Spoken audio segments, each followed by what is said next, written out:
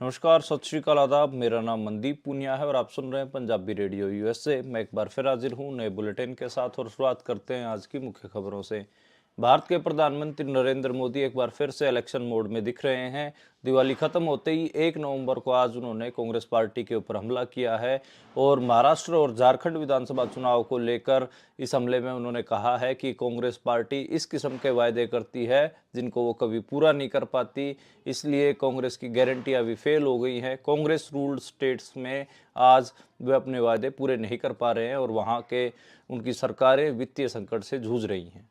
उत्तरी इजराइल में गुरुवार को हिजबुल्लाह ने 2 रॉकेट हमले किए हैं जिनमें 7 इजरायली लोगों की मौत हो गई है, जिसमें से 4 कृषि मजदूर हैं और 1 महिला भी है। ये हिजबुल्लाह का एक बड़ा हमला काफ़ी दिनों के बाद इजराइल में देखने को मिला है।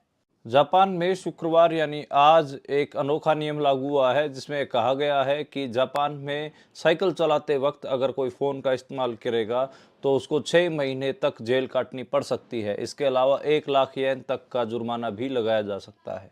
कनाडा पुलिस ने पंजाबी सिंगर एपी ढिल्लों के घर पर गोलियां चलाने के आरोप में एक व्यक्ति को गिरफ्तार किया है। यह दक्षिण एशियाई मूल का व्यक्ति है और इसको लेकर कनाडा पुलिस के अधिकारियों ने ट्विटर पर भी पोस्ट किया है।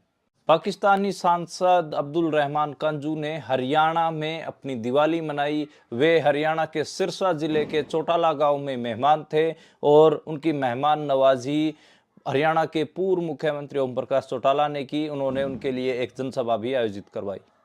इस बार श्री हरमंदिर साहिब में 1 लाख दिए जलाए गए और सिख नस्ल कुशी की बरसी होने के कारण कोई भी आतिशबाजी नहीं की गई। ये थी आज की मुख्य खबरें। अब करते हैं इन खबरों का विश्लेषण और शुरुआत करते हैं पहली खबर से।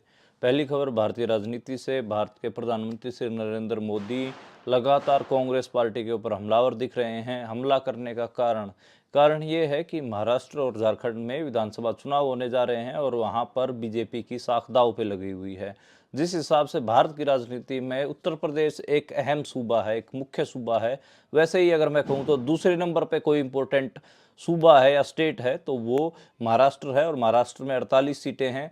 सबसे ज़्यादा हमको पता है कि भारत की राजनीति में जो सीटें हैं वो उत्तर प्रदेश में हैं, 80 लोकसभा सीटें हैं। उसके बाद जो दूसरे नंबर पे आता महाराष्ट्र है जहाँ पर 48 लोकसभा सीटें हैं। इस कारण बीजेपी के लिए ये सूबा काफ़ी अहम है। इसके अलावा जो जिस महाराष्ट्र सूबे में कुछ महत्वपूर्ण जगह भी हैं जिसमें से एक मुंबई है। मुंबई और पुणे ये ऐसे इलाके हैं जिन पे बीजेपी चाहती है कि उन्हीं का राज हो। महाराष्ट्र में अगर बीजेपी का राज होता है तो उनको अपने नैरेटिव ड्राइव करने में बहुत आसानी होती है। इसी को लेकर कहीं ना कहीं प्रधानमंत्री नरेंद्र मोदी आज 1 नवंबर को, कल दिवाली बीती है, आज सुबह से ही वो कांग्रेस के खिलाफ ट्वीट किए जा रहे हैं। इन ट्वीटों का कई सारे ट्वीट किए उन्होंने, कई सारे बयान दिए हैं। सार यही है, इसमें ये कह रहे हैं कि जो कांग्रेस पार्टी है वो बहुत सारे चुनाव के दौरान वायदे करती है, गारंटियां देती है, लेकिन उनको बाद में पूरा नहीं कर पाती। उन्होंने राजस्थान का एग्जाम्पल दिया, उन्होंने छत्तीसगढ़ का एग्जाम्पल दिया। इसके अलावा उन्होंने कहा कि इस समय हिमाचल प्रदेश में और तेलंगाना में, कर्नाटका में कांग्रेस की सरकार है, लेकिन वे अपने वायदे पूरे वहाँ पर नहीं कर पा रहे जो उन्होंने वायदे किए थे, जो उन्होंने गारंटियाँ दी थी। रोजगार के ऊपर भी उन्होंने यही कहा। इसके अलावा उन्होंने कहा कि जो हरियाणा में भी जो कांग्रेस की हार हुई है वो इसी वजह से हुई है क्योंकि वो लोगों को पता चल गया कि कांग्रेस पार्टी झूठे वायदे करती है। आप मेरे पीछे जब मैं बुलेटिन कर रहा हूं तो अगर आप कोई आतिशबाजी सुन रहे हैं तो उसका कारण ये है कि यहाँ पर इंडिया में बहुत सारे लोग आतिशबाजी कर रहे हैं और इस समय मैं दिल्ली में मौजूद हूँ और दिल्ली से बुलेटिन कर रहा हूँ। कल 31 अक्टूबर को भी आतिशबाजी की गई और आज 1 नवंबर को भी यहाँ पर आज आतिशबाजी की जा रही है। लेकिन हम सबको पता है कि दिल्ली की जो एयर क्वालिटी है वो बहुत AQI जिसको बोलते हैं वो काफ़ी ख़राब है और बहुत ख़राब है। कल तो ये 800-900 तक पहुंच गया था रात के समय में जब लोग पटाखे जला रहे थे। और लेकिन लोग कहाँ मानते हैं। कुछ लोगों ने कल दिवाली सेलिब्रेट की, कुछ लोग आज दिवाली सेलिब्रेट कर रहे हैं। मेरे भी जो गले का हाल है वो बहुत ख़राब है और सांस भी नहीं ले पा रहा हूँ, नाक बंद है, आंखों में जलन हो रही है और ये जो दिल्ली में इस समय जो भी लोग हैं उन सभी के साथ यही हो रहा है। खैर, अगली खबर की ओर बढ़ते हैं। जो अगली खबर है वो स्पेन से आई। स्पेन के मौसम विभाग ने देश के दक्षिण पश्चिमी भाग में स्थित तटीय इलाके उलेवा में भारी बारिश को लेकर रेड अलर्ट जारी किया है। कल मैंने आपको खबर दी थी कि वहां पर 51 लोगों की मौत हो गई थी। जो स्पेन में जो बाढ़ आई थी, वो स्पेन के प्रधानमंत्री ने भी वहां पर बहुत सारे अनाउंसमेंट की थी। तो स्पेन इस समय में जो बाढ़ है उससे जूझ रहा है और उसको लेकर ही वहाँ पर बहुत सारी चीज़ें हो रही हैं। इवन जो अरासेना है, अंदेवालो है, कोंडांडो एरिया है, वहाँ पर बारिश और तूफान बहुत हो रहे हैं। वहाँ पर भी अलर्ट जारी किया गया है और रेड अलर्ट की शुरुआती घंटों में तो रेड अलर्ट की जानकारी दी गई है। और इसके अलावा ये कहा गया कि स्पेन में कोई भी आपकी अगर कोई ज़रूरी यात्रा नहीं है तो आप स्पेन में ज़रूर मतलब ट्रैवल करने से बचें। अगली खबर की ओर बढ़ते हैं और जो अगली खबर है वो फ़लस्तीन और जो इजराइल और लेबनान के बीच में जो कुछ चल रहा है वहीं से आई है। और हिजबुल्लाह ने जो उत्तरी इजराइल है वहाँ पर 2 रॉकेट हमले किए हैं, जिसमें तकरीबन 7 लोगों की मौत होने की खबर है। अधिकारियों ने इसकी पुष्टि भी की है। उनके मुताबिक ये हमला महीनों से हो रहे हमलों में सबसे घातक साबित हुआ है। और उसमें जो एक इजरायली किसान की मौत हुई है, 4 कृषि मजदूर मारे गए हैं। और ये लेबनान की सीमा से मतलब 65 किलोमीटर के आसपास ये जगह है और वहाँ पर ये 2 हमले हुए हैं और जिसमें 55 तोप के गोले फायर किए गए हैं और कई सारी और भी चीज़ें हुई हैं और उसी में इन 7 लोगों की मौत हुई है। और इसको इजराइल सबसे घातक हमला मान रहा है आज के उस दिन का।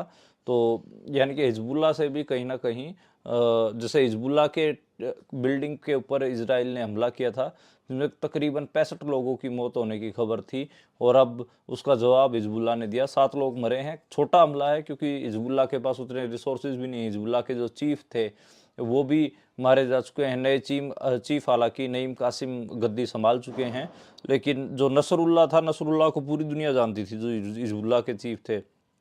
हसन नसरुल्लाह की मौत को लेकर पूरी दुनिया में खबरें भी बनी थी। पिछली जो सितंबर महीना था, 27 सितंबर को नसरुल्लाह को मारा गया था और उसके बाद नसरुल्लाह के बाद एक और का दावा था, उसको भी मार दिया गया था। उसके बाद अब नईम कासिम जो कि डिप्टी सेक्रेटरी होता था नईम नसरुल्लाह का, उसको जो हसन नसरुल्लाह का उसको बनाया गया है। तो अभी ये भी देखना होगा कि हिजबुल्लाह के कैसे काम करता है, कैसे उसकी सोच रहेगी, उसके ऊपर भी सभी लोगों की नज़र है। अगली खबर की ओर बढ़ते हैं और अगली खबर जापान से आई। जापान में शुक्रवार यानी आज एक ऐसा कानून पास किया गया है जिसको लेकर आप भी हंसेंगे। अगर साइकिल चलाते वक्त कोई फ़ोन का इस्तेमाल करता है, मोबाइल फ़ोन का, तो उसको 6 महीने की कैद हो सकती है या फिर उसको 1 लाख येन तक का जुर्माना हो सकता है। ये इसलिए किया गया है क्योंकि कोरोना काल के बाद जापान में काफ़ी मात्रा में लोग साइकिल चलाने लगे हैं, पब्लिक ट्रांसपोर्ट यूज़ करने से बचने लगे हैं और पर्सनल जो साइकिल्स हैं वो रखने लग गए हैं। लेकिन साल 2023 में जो घटनाएं जो सड़क दुर्घटनाएं हुई हैं उसमें 25% लोग साइकिल वाले थे और जिसमें 72,000 से ज़्यादा साइकिल दुर्घटनाएं दर्ज की गई और जो कि 25% के आसपास था जो टोटल रोड के ऊपर दुर्घटनाएं हुई। उसी वजह से ये सब किया गया है। और अगर एक हिसाब से देखें तो सुनकर बड़ा अजीब लगा क्योंकि भारत में तो साइकिल वाले को कोई कुछ कहता ही नहीं है या फिर दूसरे मुल्कों में भी कोई कुछ नहीं कहता है, लेकिन जापान ने अब 6 महीने की सज़ा का ऐलान कर दिया या फिर 1 लाख येन तक का जुर्माना अगर आप साइकिल चलाते हुए फ़ोन चलाते पाए जाते हैं तो। अगली खबर की ओर बढ़ते हैं और अगली खबर कनाडा से ही। कनाडा में पंजाबी मूल के जो गायक हैं, पंजाबी के जो गायक हैं पी ढिल्लों, उनके घर पे जो फायरिंग की गई थी उससे रिलेटेड एक साउथ एशियन अब लड़के को पकड़ा गया है और वो नाम से तो वो भी पंजाबी लग रहा है। और उनके ऊपर जो हमला हुआ था उसकी जो एक हिसाब से जो जिम्मेदारी थी वो लॉरेंस बिश्नोई गैंग ने ली थी। और इस जो लड़का पकड़ा गया है वो 25 साल का ही है, अभिजीत किंगरा उसका नाम है। और अभिजीत किंगरा विनीपिग का रहने वाला है, 25 साल का है और इसको पकड़ा गया है। जो कनाडा की जो पुलिस अधिकारी हैं नैन्सी सग्गर, उन्होंने बताया कि पुलिस को एक और संदिग्ध की तलाश है और 23 साल का विक्रम शर्मा नाम का एक आदमी है, उसकी भी तलाश है। उसके खिलाफ भी वारंट जारी किए हुए हैं और पुलिस का अनुमान है कि वो अब भारत में भाग गया है। जो विक्रम शर्मा है, जो इस अभिजीत किंगरा के साथ जिसने फायरिंग की थी, वो अब भारत भाग गया है, ऐसा पुलिस का मानना है और पुलिस ने इसको लेकर ट्वीट भी किया है। और जो ये पूरा गोलीकांड वाला जो मामला था, आप सबको पता है कि 2 सितंबर को ये सब हुआ था। इसमें कनाडा पुलिस ने एक प्रेस रिलीज भी शेयर किया था, जिसमें 2 सितंबर को कारों में आग भी लगती हुई देखी गई थी। इसके अलावा एक घर और एक कार पर गोलियां चलाई गई थी। उसमें गाड़ी के शीशे पे भी वो हुआ था। और जो अभिजीत किंगरा जो आरोपी है, उसको ओंटारियो से गिरफ्तार किया गया है और ओंटारियो कोर्ट में उसको पेश किया जाएगा। यानी कि आज कर दिया गया, शुक्रवार हो गया, तो आज उसको कोर्ट में पेश किया जाएगा। और जो दूसरा संदिग्ध है, दूसरा जो लड़का है विक्रम शर्मा 23 साल का, वो भारत में भाग आया है और उसका भी स्केच जारी कर रखा है। तो ये दोनों ही एक हिसाब से मैं तो कहूँगा कि ये दोनों ही लड़के इन्होंने जो फायरिंग की, उसके बाद जो लॉरेंस बिश्नोई ग्रुप से जो बात आई वो यही आई थी कि उन्होंने एपी ढिल्लों के ऊपर हमला इसलिए करवाया गया क्योंकि वो जब भारत आए थे तो सलमान खान से मिले थे। तो ये एक मामला है। अगली खबर की ओर बढ़ते हैं और अगली खबर दिल्ली में जो प्रदूषण हुआ दिवाली के बाद, उसको लेकर है। आप सबको पता है कि जो AQI है वो बहुत ज़्यादा पहुंच गया था। कल 800 850 तक हो गया था, जो कि बहुत ज़्यादा सीवियर होता है। मैं खुद उसका सफ़र कर रहा हूँ, मेरी आंखें जल रही हैं और सांस लेने में मुझे दिक्कत हो रही है। आज भी दिन में भी 400 के आसपास AQI दर्ज किया गया, 300 से 400 के बीच में AQI था। जो दिल्ली के पर्यावरण मंत्री हैं गोपाल राय, उन्होंने पटाखों पर बैन लगा रखा था, लेकिन फिर भी कल पूरी रात पटाखे बजे हैं। अभी भी आपको पटाखे बजते हुए सुनाई दे रहे हैं। तो जिन लोगों के पटाखे बच गए थे कल बजाने के लिए, वो आज बजा रहे हैं। तो सांस की, हवा की, पानी की किसी की चिंता नहीं है, सबको पटाखे से दिवाली मनानी है। खैर, अब क्या करें इस चीज़ का। तो अगली खबर की ओर बढ़ते हैं और अगली खबर हरियाणा से आई। हरियाणा में किसानों के ऊपर अब सैटेलाइट टेक्नोलॉजी का इस्तेमाल करके FIR हो रही है और पराली जलाने वाले किसानों के ऊपर FIRs हो रही हैं। हिसार में भी एक 6 कनाल, छोटे मतलब एक पूरा एकड़ भी नहीं होता, 1 एकड़ 8 कनाल का होता है किला पूरा, जिसको हम बोलते हैं पंजाब और हरियाणा में। 6 कनाल में किसान ने पराली जलाई थी। उसकी भी फोटो और उसका भी वो निकाल के उसके घर पे जो DC हिसार की जो टीम थी वो पहुंच गई और उन्होंने FIR की है। और बरवाड़ा के किसान हजारी लाल के ऊपर ये FIR की गई है। हालांकि किसान संगठनों ने इसका संज्ञान ले लिया, शायद इसकी एक हिसाब से इसके खिलाफ भी चीज़ें आए किसानों की तरफ से। अगली खबर की बात करें तो अगली खबर जो हरियाणा के मुख्यमंत्री हैं नायब सिंह सैनी, उन्होंने रणदीप सिंह सुरजेवाला के ऊपर तंज किया और तंज कसते कसते उन्होंने दलित समाज को भी अपमानित किया है और ये हरियाणा में मुद्दा भी बनता दिख रहा है।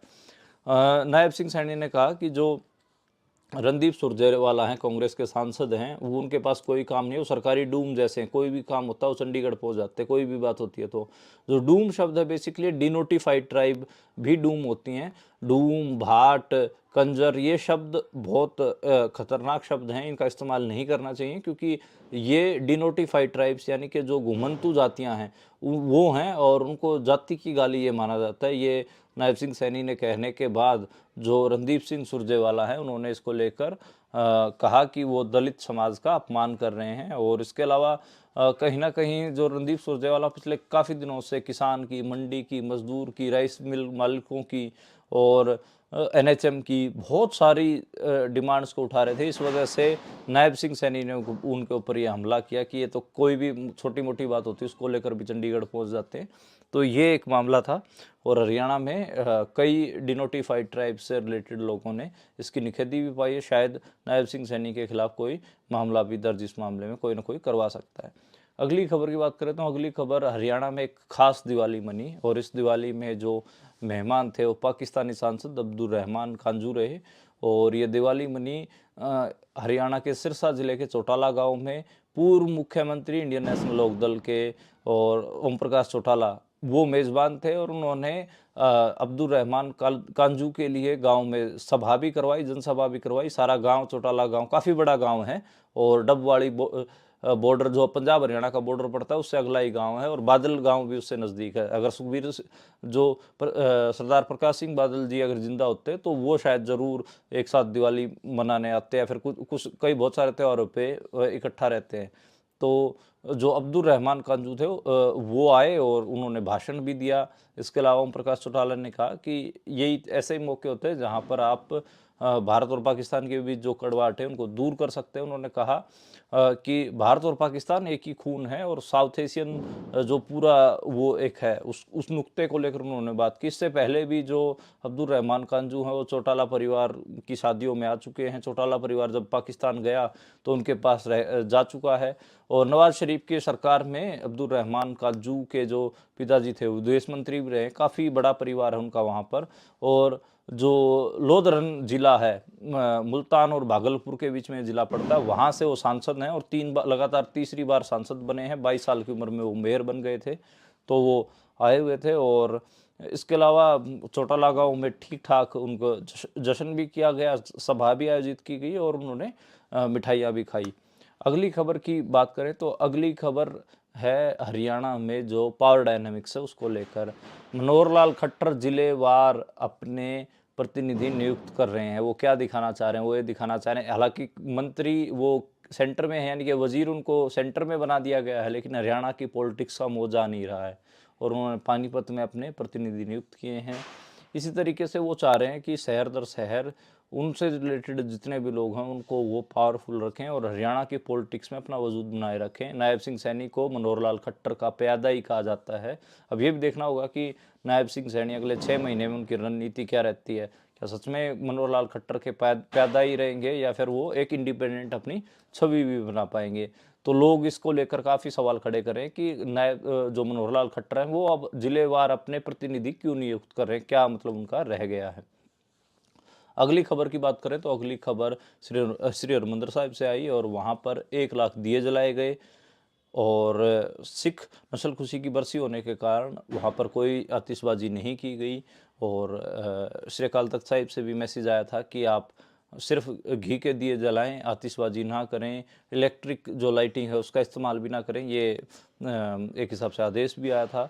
और श्री अकाल तख्त साहिब से जत्थेदार ज्ञानी रघुबीर सिंह ने कौम के नाम पर संदेश भी दिया और कहा कि नशे से दूर रहें और पंजाब में नशा कहर बरपा रहा है। इसके अलावा आप सबको पता है कि साल 1984 1 नवंबर साल 1984 और भारत के 110 शहरों में सिखों के खिलाफ दंगे भड़के थे और सिखों की नस्ल खुशी कहिए, आप नरसंहार कहिए, जेनोसाइड कहिए, सिख जेनोसाइड हुआ था।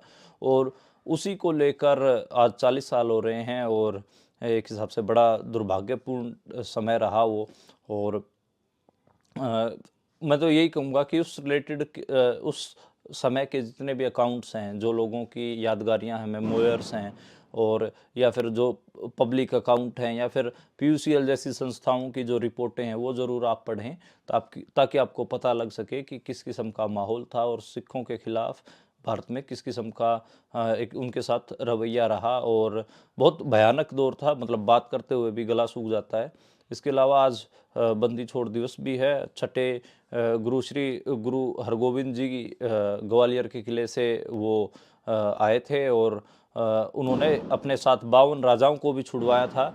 आप सबको पता है कि ये जो समय है ये मुगल काल का समय है और जो बादशाह जहांगीर हैं वो दिल्ली पर काबिज हैं और उन्होंने ही जो सिक्की के बढ़ते प्रभाव को देखते हुए उन्होंने श्री हरगोविंद सिंह जी को कैद कर लिया था ग्वालियर के फोर्ट में। लेकिन फिर एकदम से जो जहांगीर हैं वो बीमार पड़ गए और वो इतने बीमार पड़ गए कि उनको इलाज, कोई दवा उनके ऊपर काम कर ही नहीं रही थी। तो फिर किसी ने उनको बताया कि आपने श्री गुरु हरगोविंद सिंह जी को गिरफ्तार कर रखा, उनको रिहा करना पड़ेगा, उनकी रिहाई करनी पड़ेगी, उसके बाद आप ठीक हो पाओगे। तो जब उन्होंने उनकी रिहाई की बात कही तो उन्होंने कहा कि मेरे साथ साथ ये 52 राजा भी आप छोड़िए। और श्री हरगोविंद सिंह जी ग्वालियर के फोर्ट से अकेले बाहर नहीं आए, उन्होंने भारत के अलग अलग जो 52 राजा थे वो भी छुड़वाए। और इसी वजह से जो सिख हम सबको पता है कि जो सिख समाज है वो आज के दिन पे बंदी छोड़ दिवस मनाता है। और इस बार एक हिसाब से ये दिन भी आज का पड़ रहा है। और इसके अलावा आज 1 नवंबर का दिन 1984 में जो हुआ था उस 40 साल की एक आज बरसी भी है। इस वजह से आज सिख समाज सिर्फ घी के दिए जला रहा है, आतिशबाजी से बच रहा है। और ये श्री अकाल तख्त साहिब से संदेश भी था, आदेश भी था, तो ये भी हम सब मान रहे हैं। तो ये एक, तो मुझे लगा कि आप तक ये जानकारी भी मैं बार बार बताऊं कि आज 40 साल हो गए हैं जो सिख जेनोसाइड के, और उसकी बरसी हम मना रहे हैं आज। और हम इसको काले दिन के तौर पर हम चिन्हित कर रहे हैं। काले दिन के इसलिए हम कोई आतिशबाजी भी नहीं कर रहे और जो इलेक्ट्रिक लाइटिंग है उसका भी इस्तेमाल नहीं कर रहे, सिर्फ घी के दिए जला रहे हैं। और ये घी के दिए भी जो 1984 में जो 110 शहरों में भारत में जो सिखों का कत्लेआम हुआ था उनकी यादगारी में, और उन आत्माओं को, उन सिखों को, उनकी आत्मा को शांति मिले। और वो जो अकाउंट्स हैं जो उनके, और जो कुछ घटा था उसको लेकर जो रिपोर्ट्स हैं वो आप लोग ज़रूर पढ़ें, ताकि आपको पता चले कि उस 40 साल पहले, उस 1 नवंबर 1984 को क्या घटा था। देखने और सुनने के लिए शुक्रिया। आप देखते और सुनते